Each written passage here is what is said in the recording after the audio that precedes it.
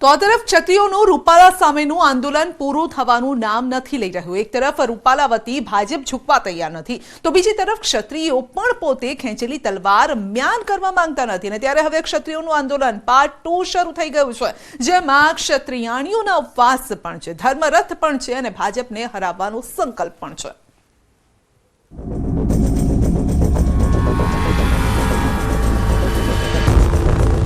કે અમે 100% રૂપાલાના રહીશું।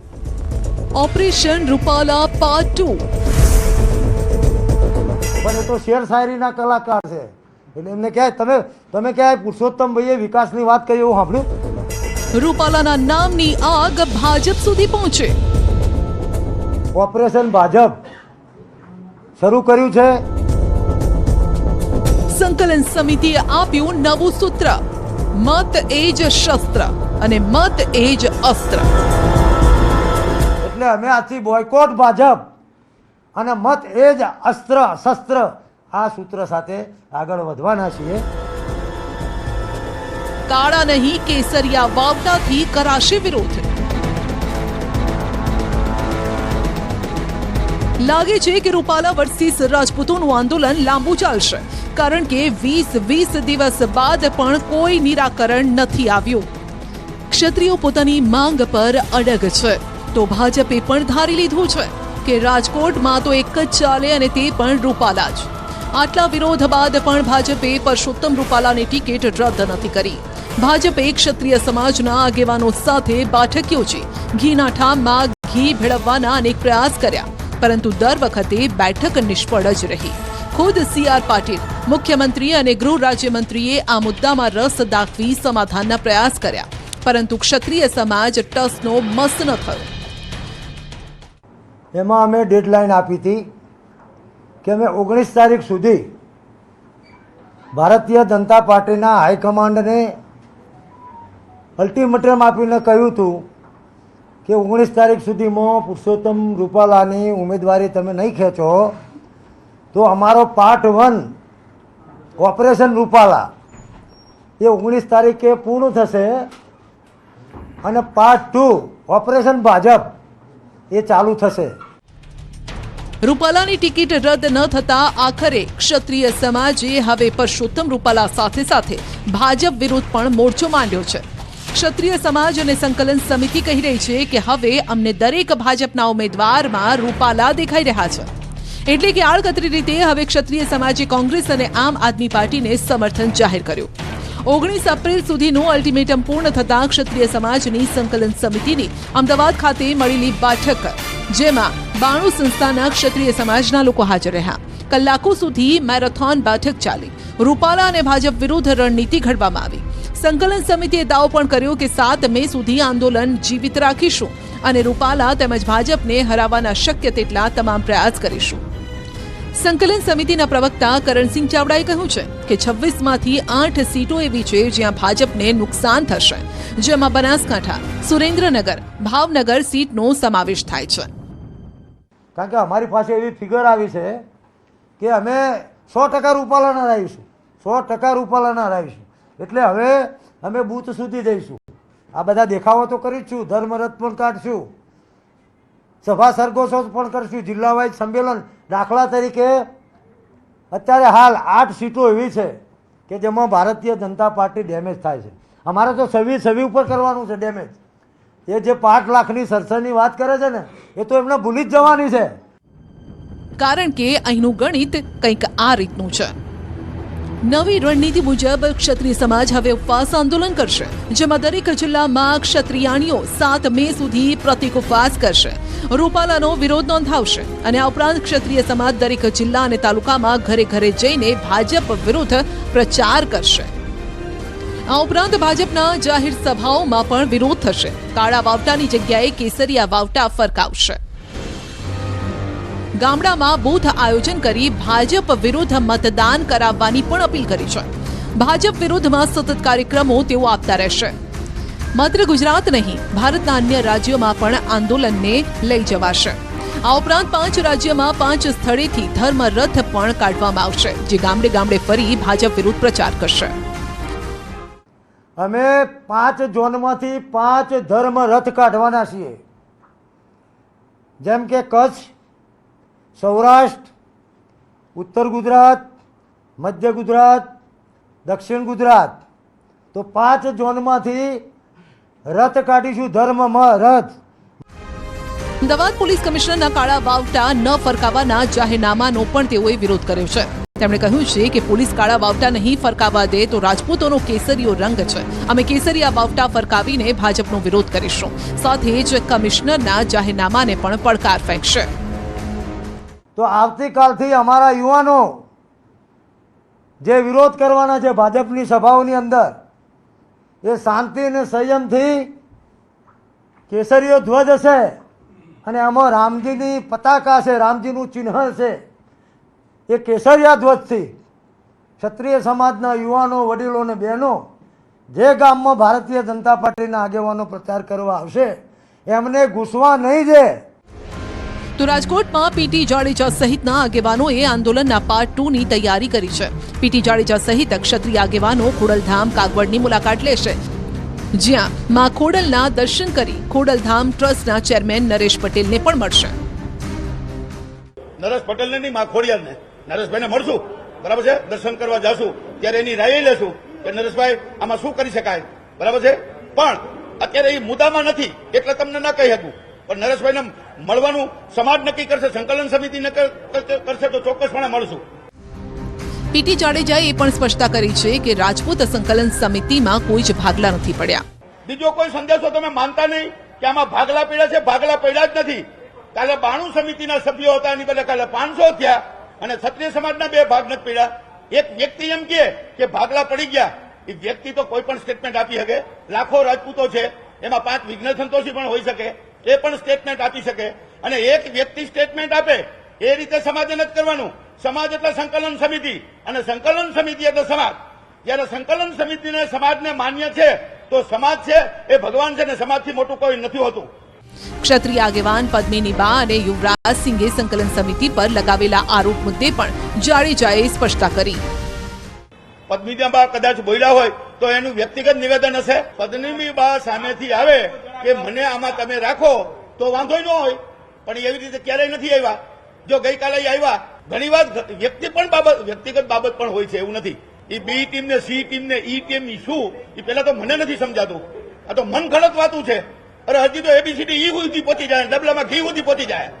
યુવરાજસિંહનું નિવેદન વ્યક્તિગત નિવેદન છે, એ કોર કમિટીમાં નથી અને સંકલન સમિતિમાં પણ નથી. અને એ રાજકીય માણસ છે, રાજકીય સ્ટેટમેન્ટ કંઈ પણ આપી શકે. અમારી જે સંસ્થા છે એમાં એક પણ રાજકીય માણસ હોય તો બતાવો. મહત્વનું છે કે પદ્મિની બા જાડેજાએ સંકલન સમિતિ પર સવાલો ઉઠાવ્યા હતા. તેમણે આરોપ લગાવ્યો હતો કે હવે સ્ત્રીઓના સન્માનની જગ્યાએ રાજકારણની વાતો થઈ રહી છે. આ કઈ મૂવી છે? આ મૂવી છે પાર્ટ 1 ને પાર્ટ 2 આ મૂવી છે, બરાબર? આ સમાજને ગુમરાહ કરી નાખ્યો આ લોકો. આ મૂવી થોડી છે. તો પાર્ટ 2 ને પાર્ટ 1 કરતા હતા. ક્યાં ગયો પાર્ટ 2 તમારો? અને ઓલા તૃપ્તિબા ક્ષત્રિયાનો ઇતિહાસ રચશે. 350 ફોર્મ ભર્યા ફોર્મ કહીએ શું થયું? કઈ ન થયું, બરાબર?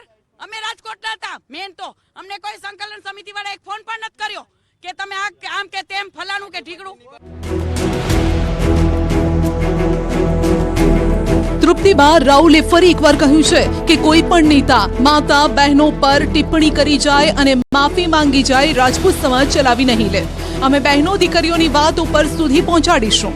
હિન્દુ અને રામ રાજ્યની વાત કરતા હોઈએ, પરંતુ બહેનો અને દીકરીઓ પર ટિપ્પણી થાય તો એવા લોકો સામે લડવું જ જોઈએ. અને રૂપાલા વિરુદ્ધ મતદાન કરવાની પણ વાત કરી છે. ત્યારે જાણીએ કે રાજ્યમાં ક્ષત્રિયોની તાકાત કેટલી છે જે ચૂંટણીના પરિણામ પર અસર કરી શકે. જે સીટ પર આખો વિવાદનો મતપૂળો છંછેડાયો છે એ સીટ એટલે કે રાજકોટ લોકસભા સીટ, જ્યાં 17% ક્ષત્રિયો છે. સુરેન્દ્રનગરમાં 14%, આણંદમાં 12%, કચ્છમાં 10%, ભાવનગરમાં 10%, જામનગરમાં 9.5%, વડોદરામાં 6.5% અને પોરબંદરમાં 5% મતદારો છે. તો આ વિરોધ વચ્ચે ઉમેદવારી પત્રોની ચકાસણી પ્રક્રિયા પણ શરૂ થઈ ગઈ છે. રાજકોટમાં પણ ફોર્મ ચકાસણીની પ્રક્રિયા હાથ ધરાઈ. આ દરમિયાન ભાજપ કોંગ્રેસ ઉમેદવારોના પ્રતિનિધિઓ કલેક્ટર કચેરીએ પહોંચ્યા. પરસોત્તમ રૂપાલા પણ ફોર્મ ચકાસણી અંતર્ગત કલેક્ટર કચેરી ખાતે પહોંચ્યા, જેમની સાથે કુંવરજી બાવળિયા, રામ મોકરિયા સહિતના નેતાઓ જોવા મળ્યા. આમ એક તરફ રૂપાલા વિરુદ્ધ વિરોધની આગ ઠંડી થવાનું નામ નથી લઈ રહી, બીજી તરફ ભાજપ અને પરસોત્તમ રૂપાલા ક્ષત્રિય સમાજના આંદોલનને બાજુએ મૂકી ચૂંટણીના કામમાં વ્યસ્ત છે. ત્યારે જોવાનું રહેશે કે ક્ષત્રિય સમાજ વગર ભાજપ કેવી રીતે ચૂંટણી જીતે છે અને કેટલી લીડ સાથે જીતે છે. કારણ કે બીજેપીની લીડની જો વાત કરવામાં આવે તો તેઓનો ટાર્ગેટ છે 1 સીટ પર 5 લાખથી વધુની લીડથી જીતવાનો.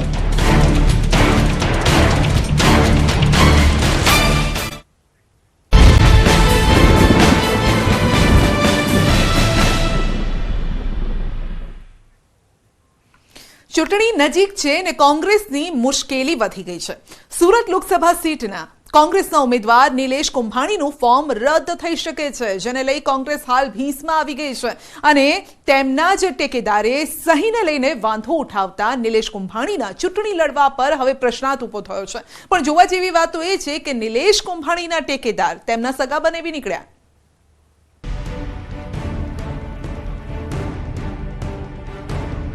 એક ભૂલે આખી કોંગ્રેસને દોડતી કરી મૂકી. જે ક્ષત્રિયોના વિરોધથી કોંગ્રેસને બગાસું ખાતા પતાશું મોંમાં આવી ગયું, તે જ કોંગ્રેસ હવે ભરાઈ ગઈ હોય તેવું લાગે છે.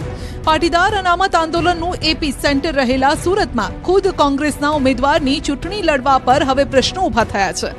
મામલો કંઈક એવો છે કે સુરતમાં કોંગ્રેસના ઉમેદવાર નિલેશ કુંભાણીના ટેકેદારો પૈકી 3 ટેકેદારોએ એફિડેવિટ કરીને કહ્યું છે કે ટેકેદારો તરીકે તેમની સિગ્નેચર નથી. બીજી તરફ ડમી ઉમેદવારે ભરેલા ફોર્મમાં પણ એક ટેકેદારે કહ્યું છે કે આ તેમની સહી નથી. જે બાદ ભાજપ ઉમેદવારના ચૂંટણી એજન્ટ દિનેશ જોધાણીએ વાંધો ઉઠાવ્યો. આથી નિલેશ કુંભાણીના ફોર્મ સામે પ્રશ્નાર્થ ઊભો થયો. નિલેશ કુંભાણીએ આરોપ લગાવ્યો છે કે આ મામલે કલેક્ટર ઓફિસથી તેમને કોઈ જાણ ન કરાઈ, પરંતુ મીડિયાએ તેમને જાણ કરતા તેઓ કલેક્ટર ઓફિસ પહોંચ્યા. પણ સવાલ એ છે કે જો ટેકેદાર કોંગ્રેસના જ હતા તો આવું કેમ થયું? નિલેશ કુંભાણી સાહેબને રિટર્નિંગ ઓફિસર સાહેબે એક નોટિસ આપી અને એ નોટિસમાં સાહેબે જાણ કરી કે જે ટેકેદારોના હસ્તાક્ષર 3 જુદા જુદા ફોર્મમાં 3 ટેકેદારોના હસ્તાક્ષર છે, તે ટેકેદારોએ એફિડેવિટ ઉપર જાણ કરી કલેક્ટર સાહેબને કે ફોર્મમાં અમારી સાઇન નથી, એટલે સાહેબે નોટિસ આપી. ત્યારે ગોપાલ ઇટાલિયાએ આરોપ લગાવ્યો છે કે કોંગ્રેસના લોકોને ધાક ધમકી આપીને બળજબરીપૂર્વક આ કામ તેમની પાસેથી કરાવવામાં આવ્યું છે. એટલું જ નહીં, જે ટેકેદારોએ સહી કરી હતી તેમનું અપહરણ થયું હોવાનો પણ આરોપ લગાવ્યો.